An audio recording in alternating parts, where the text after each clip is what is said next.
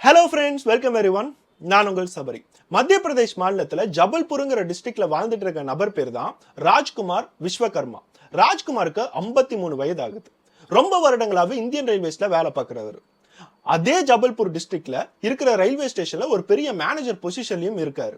கை நிறைய சம்பளம். ரொம்ப வருடங்களா இந்தியன் ரயில்வேஸ்ல இருக்காரு. அவர் இருக்கிற இடம் கூட ரயில்வே மில்லினியம் காலனி.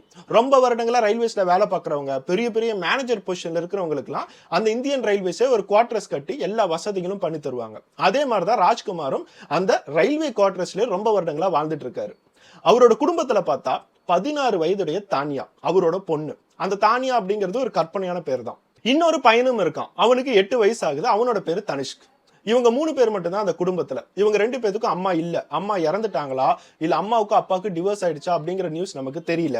இந்த மாதிரி குடும்பத்துல அம்மா இல்லாத ஒரு பிரச்சனை இருந்தாலும் அந்த குடும்பத்தோட நபர்கள் எல்லாம் சந்தோஷமா தான் இருந்தாங்க. ஏன்னா ராஜ்குமார் அப்படிங்கிற ஒரு அப்பா தன்னோட குழந்தைங்களுக்கு எல்லா விஷயங்களுமே செஞ்சு தந்தாரு. அம்மா இல்லைன்னு சொல்லிட்டு அவங்க என்னைக்கும் நினைச்சிடக்கூடாது. என்னையே அவங்க அம்மாவா நினைக்கணும்னு சொல்லிட்டு அவ்வளவு அன்பை காட்டினாரு. அந்த தானியா அப்படிங்கிற பொண்ணு அவரோட செல்ல பொண்ணு. அந்த தானியாக்கு என்ன செய்யணும் செய்யக்கூடாது எல்லா விஷயங்களும் கத்து தந்தது அந்த அப்பா தான். வெளியில பாக்குறவங்க யாரும் என்னோட பொண்ணு பத்தி தப்பா பேசிடக்கூடாது, அம்மா இல்லாத பொண்ணு இவளுக்கு என்ன தெரிய போகுதுன்னு சொல்லிட்டு யாரும் நினைச்சிடக்கூடாது. இவ ரொம்ப ஒழுக்கமா வாழணும், நல்லா படிக்கணும், இவளுக்குன்னு சொல்லிட்டு ஒரு ஃபியூச்சர் இருக்கணும்னு சொல்லிட்டு தானியா மேல ரொம்ப அன்பு காட்டி தான் வளர்த்துக்கிட்டே வந்தார். இந்த மாதிரி அவங்களோட குடும்பத்துல எல்லா விஷயங்களும் ரொம்ப நல்லா போயிட்டு இருக்கும் போது, அவங்க வீட்டுல அம்மாவே இல்லாட்டியும் அவங்களுக்கு கரெக்டான அன்பு கிடைக்கும் போது, கரெக்டா மார்ச் 16 2024 வருடம் சனிக்கிழமை காலையில 8 மணி பக்கம் தானியா அவங்களோட சித்தப்பாவுக்கு கால் பண்றாங்க. அவங்களோட சித்தப்பா, என்ன தானியா இப்ப கால் பண்றா, காலையில 8 மணி, சம்பந்தமே இல்லையே, எப்பயுமே காலே பண்ண மாட்டாளேன்னு சொல்லிட்டு ஒரு ஆச்சரியத்தோட எடுக்கிறாரு. அந்த கால்ல தானியா சொல்றது கேட்டு அவர் அப்படியே பதறி போயிட்டாரு. என்ன பண்றதுனே தெரியல. தானியா என்ன சொல்றாங்கன்னா, பக்கத்து வீட்டு பையனான முக்குல் திடீர்னு வீடு நுழைஞ்சு அப்பாவையும் தம்பியும் கொலை பண்ணிட்டான் அப்படின்னு சொல்லிட்டு அழுதுகிட்டே சொல்றாங்க. அதை கேட்டோன்னே இவரால் தாங்கவே முடியல. என்னோட அண்ணனுக்கும் அண்ணன் குழந்தைக்கு என்ன ஆச்சு, நீ பாதுகாப்பா தானே இருக்க, உடனே நாங்க வந்துடுறேன்னு சொல்லிட்டு போனை வச்சுட்டு குடும்பத்தோட அந்த வீட்டுக்கு ஓடுறாங்க. அந்த வீட்டுக்கு ஓடுறதுக்கு முன்னாடியே சித்தப்பா போலீஸ்க்கு கால் பண்றாரு. போலீஸ்க்கு கால் பண்ணி என்னோட அண்ணன் பொண்ணு இந்த மாதிரி கால் பண்ணி ஒரு மர்டர் நடந்திருக்குன்னு சொல்றாங்க, அவளோட உயிர் எனக்கு ரொம்ப முக்கியம், அவளையாவது காப்பாற்றணும், சீக்கிரமா அந்த இடத்துக்கு போங்கன்னு சொல்லி போலீஸ்க்கு கம்ப்ளைண்ட் பண்றாங்க. போலீஸ்க்கு கம்ப்ளைண்ட் கிடைச்சா அடுத்த 10 நிமிஷத்துல போலீஸ் டிபார்ட்மெண்ட் எல்லாருமே அந்த தானியா வீட்டுக்கு போறாங்க. அதே மாதிரி சித்தப்பாவும் அவங்களோட சொந்தக்காரங்க எல்லாத்தையுமே கூட்டிட்டு 10 நிமிஷத்துல தானியா வீட்டுக்கு போறாங்க. இந்த மாதிரி எல்லாருமே ரொம்ப பதற்றத்தோட அவசர அவசரமா தானியா வீட்டுக்கு வந்து பார்த்தா அந்த வீடு வெளியே பூட்டு போட்டு கிடக்குது. என்ன தானியா கால் பண்ணி கொலையெல்லாம் பண்ணிட்டாங்கன்னு சொல்லி கம்ப்ளைண்ட் பண்ணா, இங்க என்னன்னா எதுவுமே நடக்காத மாதிரி வீடு பூட்டி இருக்கு, என்ன நடந்திருக்குன்னு சொல்லிட்டு யாருக்குமே தெரியல. தானியாவுக்கு திருப்பி கால் பண்ணா அவங்களோட போன் ஸ்விட்ச் ஆஃப்னு வருது. ரொம்ப நேரமா போலீஸ் கதவை தட்டுறாங்க. ஜன்னல் எல்லாமே க்ளோஸ் பண்ணி தான் கிடக்குது. எவ்வளவுதான் கூப்பிட்டாலும் உள்ளுக்குள்ள இருந்து யாரும் வெளியே கதவை திறக்கல. ராஜ்குமாரோட போனுக்கு கால் பண்ணாலும் போன் ஸ்விட்ச் ஆஃப். ஏதோ ஒரு சந்தேகம் இருக்கு. ஒரு பக்கம் தானியா வேற கம்ப்ளைண்ட் பண்ணியிருக்காங்க. உடனே அந்த கதவை உடைச்சுக்கிட்டு உள்ளார போறாங்க. உள்ளார போனா ஃபர்ஸ்ட் ஹால்ல எல்லா விஷயங்களும் நார்மலா தான் இருக்கு. ஆனா ராஜ்குமாரோட பெட்ரூம்க்கு போகும்போது தான் அவங்களுக்கு ஒரு பெரிய அதிர்ச்சியே. அந்த இடமே ரத்த வெள்ளத்துல இருக்கு.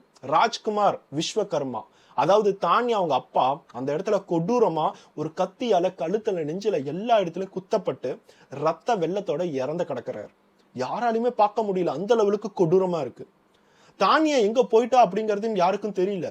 தானியா கால் பண்ணி இந்த மாதிரி கொலை பண்ணிட்டான்னு சொல்லிட்டு அழுதா. இப்ப எங்க போயிட்டா, கொலை பண்ணவனே கிட்னாப் பண்ணிட்டு போயிட்டானா அப்படிங்கிறத யோசிக்க ஆரம்பிச்சாங்க. தானியா முக்கியமான விஷயம் என்ன சொல்லியிருக்காங்கன்னா, பக்கத்து வீட்டுல இருக்கிற முகுல் தான் வீட்டுக்குள்ளார பூந்து தன்னோட அப்பாவையும் தம்பியும் கொலை பண்ணிட்டான் அப்படிங்கிறத சொல்லியிருக்காங்க. போலீஸோட ஒரு செப்பரேட் டீம் பக்கத்து வீட்டுல இருக்கிற முக்குலை தேட போனாங்க. ஆனா பக்கத்து வீட்டுல முக்குல் இல்ல. அவங்க அப்பா அம்மாவுக்கும் என்னோட பையன் எங்க போனான்னு தெரியல அப்படிங்கிறத சொல்றாங்க. சோ இப்ப முக்குலுக்கும் இவங்களுக்கும் என்ன பிரச்சனை, இது எல்லாத்தையும் தாண்டி போன் பண்ண தானியா எங்க போயிட்டாங்க, அதையும் தாண்டி தானியா போன் பண்ணி அப்பாவும் தம்பியும் கொலை பண்ணிட்டான்னு சொன்னாங்கல்ல, அப்படின்னா தம்பி எங்க, அந்த 8 வயசு பையனான தனுஷ்க் எங்கன்னு சொல்லிட்டு வீடு ஃபுல்லா தேடுறாங்க. போலீஸ் வீடு ஃபுல்லா இந்த மாதிரி தேடும் போதுதான் வீட்டோட கிச்சன் மட்டும் ரொம்ப கிளீனா எல்லாத்தையுமே கழுவி வச்சிருக்காங்க அப்படிங்கறத கண்டுபிடிச்சாங்க. அந்த கிச்சனுக்குள்ளார போகும்போது அந்த கிச்சன்ல நிறைய கத்திகள் இருந்துச்சு. அந்த கத்திகள் வச்சுதான் ராஜ்குமாரை கொலை பண்ணிருக்காங்கிறது போலீஸ்க்கு கொஞ்சம் டவுட்ஃபுல்லாவே இருந்துச்சு. உடனே அந்த இடத்துல ஃபாரன்சிக் டீம் வந்து அந்த கத்திகள் எல்லாத்தையும் செக் பண்ணும்போது இந்த கத்தி வச்சுதான் ராஜ்குமாரை கொலை பண்ணிருக்காங்க அப்படிங்கிறது கன்ஃபார்ம் ஆயிடுச்சு. ஒரு கொலைகாரன் கத்தி வச்சு கொலை பண்ணிட்டு என்னதான் கத்தியை கழுவி வச்சாலும் சில சதைகளோட மைக்ரோ பார்ட்னு சொல்லுவாங்க, அந்த துண்டுகள் எல்லாம் அந்த கத்தியில ஒட்டிக்கிட்டு தான் இருக்கும். அது ஃபாரன்சிக் டீம் மட்டும் தான் கண்டுபிடிக்க முடியும். அதை கண்டுபிடிச்சு தான் இந்த கத்தியை வச்சு தான் கொலை பண்ணிருக்காங்க. கிச்சன்ல எந்த எவிடன்ஸுமே கிடைக்க கூடாதுன்னு சொல்லி தான் பாத்திரங்கள், கத்தி எல்லாத்தையுமே கிளீன் பண்ணி வச்சிருக்காங்க அப்படிங்கிறது புரிய வருது. ராஜ்குமாரோட பணமே இங்க தான் இருக்குது. கிச்சனை மட்டும் இவங்க எதுக்கு கிளீன் பண்ணணும்? இவங்க தப்பிக்கணும் அப்படின்னா ராஜ்குமாரோட டெட் பாடியும் கிளியர் பண்ணிருக்கணும்ல. கிச்சனை கிளீன் பண்றதுக்கான அவசியம் என்னங்கிறது போலீஸ்க்கும் தெரியல. அந்த கிச்சனை ஃபுல்லா செக் பண்ணும்போது தான் கிச்சனோட ஃப்ரிட்ஜை ஓபன் பண்ணும்போது அவங்களுக்கு ஒரு பெரிய அதிர்ச்சி. அந்த ஃப்ரிட்ஜோட ஃப்ரீசர் பார்ட்ல அந்த 8 வயசு பையனான தனுஷ்கோட உடம்பு பீஸ் பீஸா கட் பண்ணி அதுக்குள்ளார வச்சிருக்காங்க. அதை பார்க்கும் போது எல்லாத்துக்குமே ஒரு பெரிய அதிர்ச்சி. இந்த லெவலுக்கு கொடூரமா அவங்க எதுக்காக பண்ணாங்க? 8 வயசு பையன், அவன் எந்த தப்புமே பண்ணியிருக்க மாட்டான். அவனை கொல்றதுக்கான தேவை என்ன? அந்த ராஜ்குமாரை கொல்லும் போது இந்த 8 வயசு பையனை எப்படியோ வெளியே வந்து பார்த்திருக்கணும். அதனாலதான் கொலைகாரன் இவனையும் கொன்னே ஆகணும், இல்லாட்டி இவன் கண்டிப்பா போலீஸ்க்கு எவிடன்ஸ் கொடுத்துருவான்னு சொல்லிட்டு இவனையும் கொண்டிருக்கான். ஆனா இவனோட உடம்ப மட்டும் பீஸ் பீஸா கட் பண்ணி எதுக்காக ஃப்ரீசர்ல வைக்கணும்? அதுக்கான தேவை என்ன? இந்த 8 வயசு பையன் மேல இருக்கிற கோவம் என்ன அப்படிங்கிறது போலீஸ்க்கு புரியவே இல்லை. அடுத்ததா இந்த தானியா எங்க போயிட்டாங்க? அவங்க தான் கால் பண்ணி அழுதுகிட்டே தன்னோட சித்தப்பாட்ட கம்ப்ளைண்ட் பண்ணாங்க. இப்போ அந்த பொண்ணையே காணோம். ஒரு பக்கம் அப்பாவோட உடம்பு ஒரு ரூம்குள்ளார ரத்த வெள்ளத்துல இருக்கு, இன்னொரு பக்கம் தம்பியோட உடம்பு ஃப்ரீசருக்குள்ளார பீஸ் பீஸா இருக்கு. தானியாவை அவன் கொலை பண்ணிருப்பானா? எந்த இடத்துல உடம்ப டிஸ்போஸ் பண்ணிருக்கான்? இந்த மாதிரி எந்த ஆதாரங்களும் இல்ல. வீட்டுல எல்லா இடங்களையும் செக் பண்ணியும் தானியாவோட உடம்ப மட்டும் போலீஸ்க்கு கிடைக்கவே இல்லை. இந்த மாதிரி எல்லா விஷயங்களையுமே செக் பண்ணும்போது போலீஸ் ஃபர்ஸ்டா அந்த சித்தப்பா கிட்ட தான் என்கொயரி பண்ண ஆரம்பிச்சாங்க. இந்த முக்குலுக்கும் உங்க குடும்பத்துக்கும் என்ன பிரச்சனை? முக்குல் எதுக்காக இங்க வந்து எல்லா கொலைகளுமே பண்ணணும்? இப்ப தானியா எங்க? இப்படிங்கிற எல்லா விஷயங்களும் விசாரிக்கும் போதுதான் அந்த சித்தப்பா சில முக்கியமான இன்ஃபர்மேஷன் போலீஸ்க்கு கொடுக்க ஆரம்பிச்சாரு. அவர் சொன்னது என்னன்னா, செப்டம்பர் மாசம் 2023 வருடம் 6 மாதங்களுக்கு முன்னாடி இந்த முக்குல் அப்படிங்கிற பக்கத்து வீட்டு பையன், அவனுக்கு 23 வயது ஆகுது.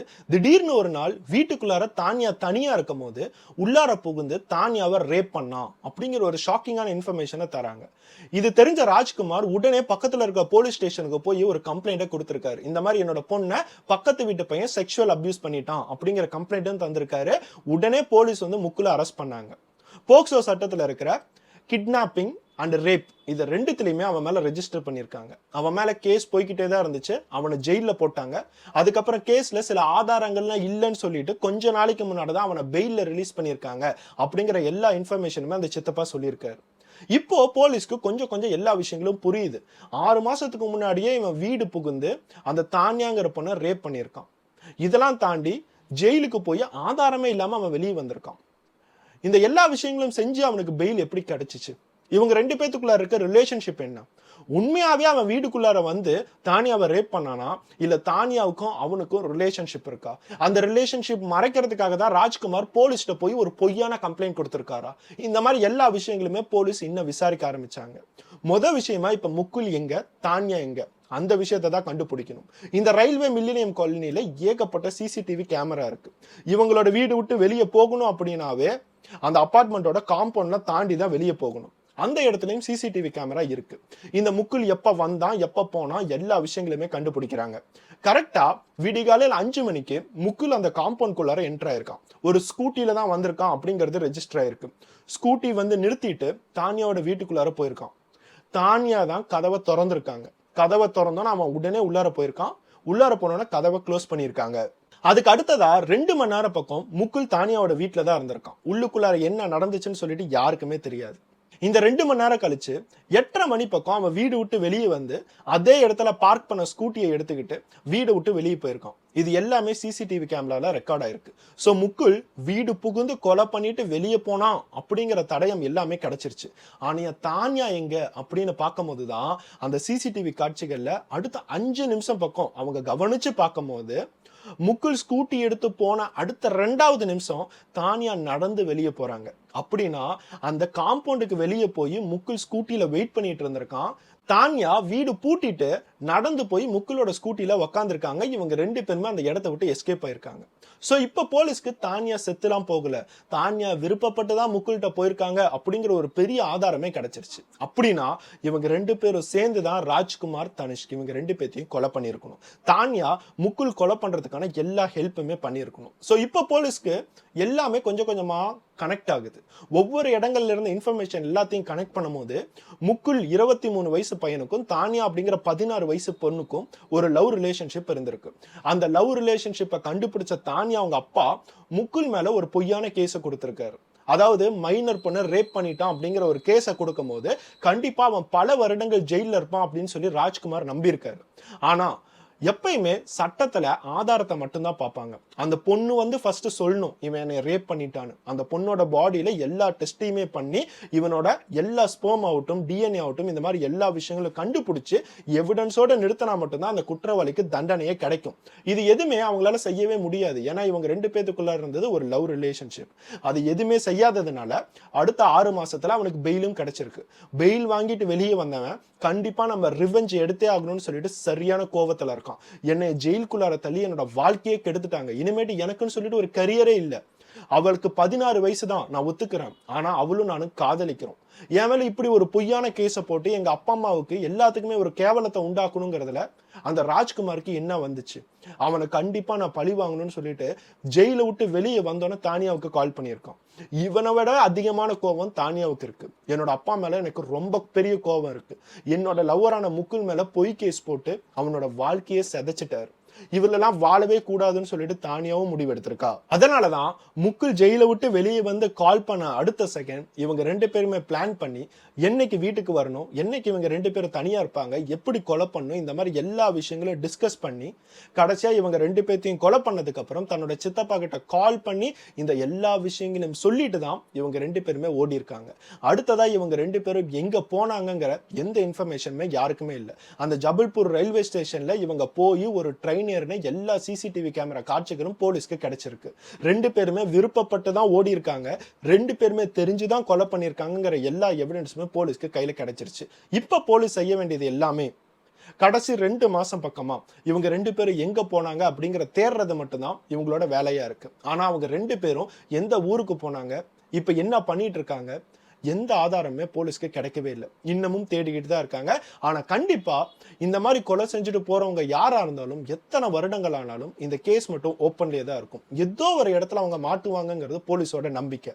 ஆனா போலீஸோட நம்பிக்கையை மட்டும் நம்ம தப்பு கணக்கு போட்டுறக்கூடாது.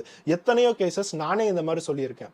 ஒருத்தவன் கொலை பண்ணிட்டு வேற வேற இடத்துக்கு போய் சவுத்துல கொலை பண்ணிட்டு நார்த் இந்தியாவுக்குலாம் போய் பேரையே மாத்தி ஆதார் கார்டை மாத்தி வாழ்ந்துட்டு இருந்தவன் கூட கடைசியா 15 வருஷம் கழிச்சுலாம் போலீஸ் கண்டுபிடிச்சிருக்காங்க. இந்த மாதிரி எவ்வளவோ கேசஸை நம்ம பார்த்துட்டு தான் இருக்கோம். இவங்க 2 பேர்த்த எப்ப கண்டுபிடிப்பாங்க? உண்மையாலுமே இவங்க 2 பேத்துக்குள்ள இருந்த ரிலேஷன்ஷிப் என்ன? ராஜ்குமார் செஞ்ச தப்பு என்ன? இவங்களுக்கு இப்படி ஒரு கோபம் வந்ததுக்கு முக்கியமான காரணம் என்ன? அந்த 8 வயசு பையனை பீஸ் ஆக்கி ஃப்ரீசருக்குள்ளார வைக்க வேண்டிய அவசியம் என்ன? இது எல்லாத்தையுமே போலீஸ் ஒரு நாள் கண்டுபிடிப்பாங்கிறத நம்ம நம்புவோம். இந்த வீடியோ பார்த்துட்டு இருக்க எல்லாருக்கும் ஒரு பக்கம் முக்குலும் தானியாவும் செஞ்சது ஒரு மிகப்பெரிய தப்பு, தன்னோட அப்பாவை கொலை பண்ணிட்டாங்க. இன்னொரு சைடு 8 வயசு பையனை கொலை பண்றதுக்கு அவங்களுக்கு எப்படி மனசு வந்துச்சு அப்படிங்கறது தோணினாலும் இல்ல சில பேத்துக்கு ராஜ்குமார் மேலேயும் தப்பு இருக்கிறதுக்கு வாய்ப்புகள் இருக்கு. ஏன்னா முக்குலும் தானியாவும் லவ் பண்ணியிருக்காங்க. ஆனா இந்த ராஜ்குமார் முக்குல் மேல ஒரு பொய்யான கேஸ், அது ஒரு ரேப் கேஸ் ஃபைல் பண்ணி ஜெயில் வரைக்கும் போக வச்சிருக்காரு. அவனுக்கு இருக்கிற கோபமும் நியாயமான கோபம் தானே அப்படிங்கிறதும் தோணும். இது எல்லாத்தையும் தாண்டி சட்டப்படி முக்குல் செஞ்சது ஒரு மிகப்பெரிய தப்பு.